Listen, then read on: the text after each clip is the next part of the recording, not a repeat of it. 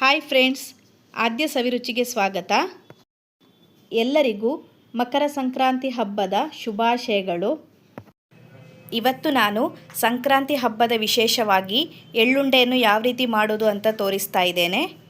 ಕೆಲವೊಂದು ಟಿಪ್ಸನ್ನು ಫಾಲೋ ಮಾಡಿದರೆ ಮನೆಯಲ್ಲೇ ಸುಲಭವಾಗಿ ಎಳ್ಳುಂಡೆಯನ್ನು ಮಾಡ್ಕೊಳ್ಬೋದು. ಬನ್ನಿ ಹಾಗಾದರೆ ಯಾವ ರೀತಿ ಮಾಡ್ಕೊಳ್ಳೋದು ಅಂತ ನೋಡೋಣ. ಮೊದಲಿಗೆ ಒಂದು ಪ್ಯಾನ್ಗೆ ಅರ್ಧ ಕಪ್ನಷ್ಟು ಶೇಂಗಾ ಬೀಜವನ್ನು ಹಾಕ್ಕೊಳ್ತಾ ಇದ್ದೇನೆ. ಮೀಡಿಯಂ ಫ್ಲೇಮ್ನಲ್ಲಿ 3 ರಿಂದ 4 ನಿಮಿಷದವರೆಗೂ ಚೆನ್ನಾಗಿ ಹುರ್ಕೊಳ್ಬೇಕು. ಹೈ ಫ್ಲೇಮ್ನಲ್ಲಿ ಇಟ್ಕೊಂಡು ಹುರ್ಕೊಳ್ಳಿಕ್ಕೆ ಹೋಗಬೇಡಿ, ಕ್ರಿಸ್ಪಿ ಆಗೋದಿಲ್ಲ, ಬೇಗನೆ ಕಪ್ಪಗಾಗಿ ಬಿಡುತ್ತೆ.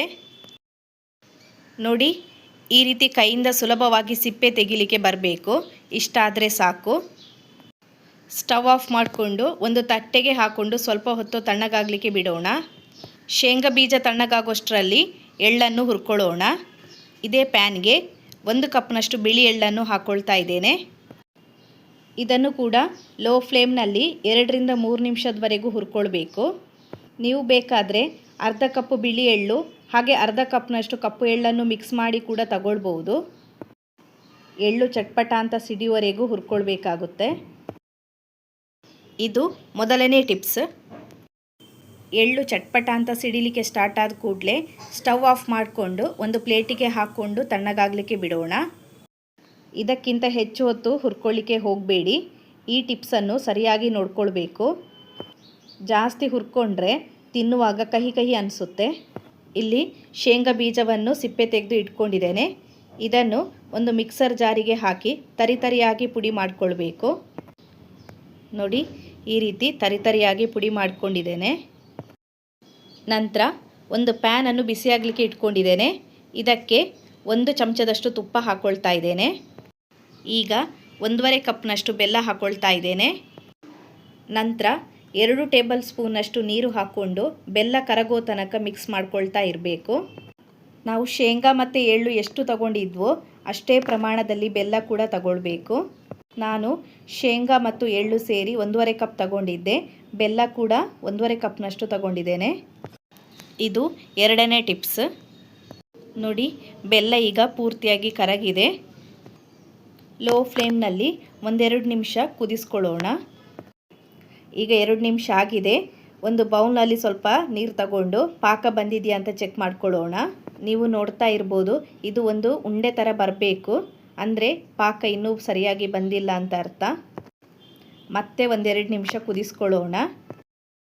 ನೋಡಿ, ಮತ್ತೆ 2 ನಿಮಿಷ ಆದಮೇಲೆ ಚೆಕ್ ಮಾಡ್ಕೊಳ್ತಾ ಇದ್ದೇನೆ.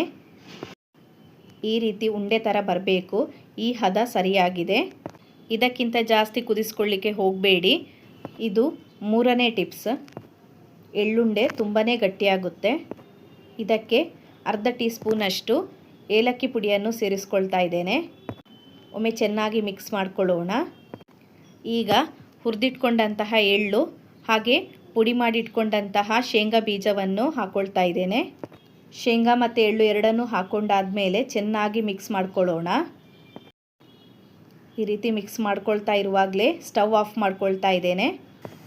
ಇಲ್ಲಿಯ ನಂತರದ ಸ್ಟೆಪ್ಪನ್ನು ಸ್ವಲ್ಪ ಸ್ಪೀಡಾಗಿ ಮಾಡ್ಕೊಳ್ಬೇಕಾಗುತ್ತೆ. ಚೆನ್ನಾಗಿ ಮಿಕ್ಸ್ ಮಾಡ್ಕೊಂಡಾಗಿದೆ. ಈಗಿದನ್ನು ತುಪ್ಪ ಸವರಿರುವಂತಹ ತಟ್ಟೆಗೆ ಹಾಕ್ಕೊಳ್ತಾ ಇದ್ದೇನೆ. ಮಿಶ್ರಣ ತುಂಬ ಬಿಸಿಯಾಗಿರೋದ್ರಿಂದ 1 ಸ್ಪೂನ್ನ ಸಹಾಯದಿಂದ ಸ್ವಲ್ಪ ಸ್ವಲ್ಪವೇ ಮಿಶ್ರಣವನ್ನು ತಗೊಂಡು ಉಂಡೆ ಮಾಡ್ಕೊಳ್ಳೋಣ. ಕೈಗೆ ಸ್ವಲ್ಪ ತುಪ್ಪ ಹಚ್ಕೊಂಡು ನಿಮಗೆ ಯಾವ ಸೈಜ್ನಲ್ಲಿ ಬೇಕೋ ಆ ಸೈಜ್ನಲ್ಲಿ ಉಂಡೆ ಕಟ್ಕೊಳ್ಬೋದು. ಮಿಶ್ರಣ ಬಿಸಿ ಇರುವಾಗಲೇ ಆದಷ್ಟು ಬೇಗ ಉಂಡೆಗಳನ್ನು ಮಾಡ್ಕೊಳ್ಬೇಕಾಗುತ್ತೆ. ನೀವು ನೋಡ್ತಾ ಇರ್ಬೋದು ಎಷ್ಟು ಚೆನ್ನಾಗಿ ಬಂದಿದೆ ಅಂತ. ಇದೇ ರೀತಿ ಎಲ್ಲ ಉಂಡೆಗಳನ್ನು ಮಾಡ್ಕೊಳ್ತಾ ಇದ್ದೇನೆ. ನೋಡಿದ್ರಲ್ವ ಫ್ರೆಂಡ್ಸ್, ನಾನು ಹೇಳಿದಂತಹ ಟಿಪ್ಸನ್ನು ಫಾಲೋ ಮಾಡಿದರೆ ನೀವು ಕೂಡ ಇಷ್ಟೇ ಸುಲಭವಾಗಿ ಎಳ್ಳುಂಡೆಯನ್ನು ಮನೆಯಲ್ಲಿ ಮಾಡ್ಕೊಳ್ಬೋದು. ಎಳ್ಳನ್ನು ಜಾಸ್ತಿ ಹೊತ್ತು ಹುರ್ಕೊಳ್ಳಿಕ್ಕೆ ಹೋಗಬಾರ್ದು. ಚಟ್ಪಟ ಅಂತ ಸಿಡಿಯುವವರೆಗಷ್ಟೇ ಹುರ್ಕೊಳ್ಬೇಕು. ಎಳ್ಳು ಮತ್ತು ಶೇಂಗಾ ಎಷ್ಟು ತಗೊಂಡಿರ್ತೇವೋ ಅಷ್ಟೇ ಪ್ರಮಾಣದಲ್ಲಿ ಬೆಲ್ಲ ಕೂಡ ತಗೊಳ್ಬೇಕು. ನಂತರ ಬೆಲ್ಲದ ಪಾಕ ಸರಿಯಾಗಿ ಮಾಡಿಕೊಳ್ಬೇಕು. ನಾನು ಹೇಳಿರುವ ಎಲ್ಲ ಟಿಪ್ಸನ್ನು ಫಾಲೋ ಮಾಡಿದರೆ ನೀವು ಕೂಡ ಸುಲಭವಾಗಿ ಎಳ್ಳುಂಡೆಯನ್ನು ಮನೆಯಲ್ಲಿ ಮಾಡ್ಕೊಳ್ಬೋದು. ನೋಡಿ ಎಷ್ಟು ಚೆನ್ನಾಗಿ ಬಂದಿದೆ ಅಂತ. ನಿಮಗೆ ಇವತ್ತಿನ ಈ ರೆಸಿಪಿ ಇಷ್ಟ ಆಗಿದೆ ಅಂದ್ಕೊಂಡಿದ್ದೇನೆ. ನೀವು ಕೂಡ ಖಂಡಿತವಾಗಿಯೂ ಈ ರೆಸಿಪಿನ ಟ್ರೈ ಮಾಡಿ. ವಿಡಿಯೋ ಇಷ್ಟ ಆಗಿದ್ದರೆ ವಿಡಿಯೋಗೊಂದು ಲೈಕ್ ಕೊಡಿ, ನಿಮ್ಮ ಫ್ಯಾಮಿಲಿ ಫ್ರೆಂಡ್ಸ್ ಜೊತೆಗೂ ಶೇರ್ ಮಾಡಿ, ಹಾಗೆಯೇ ಚಾನಲನ್ನು ಸಬ್ಸ್ಕ್ರೈಬ್ ಮಾಡ್ಕೊಳ್ಳೋದನ್ನು ಮರಿಬೇಡಿ. Thanks for watching.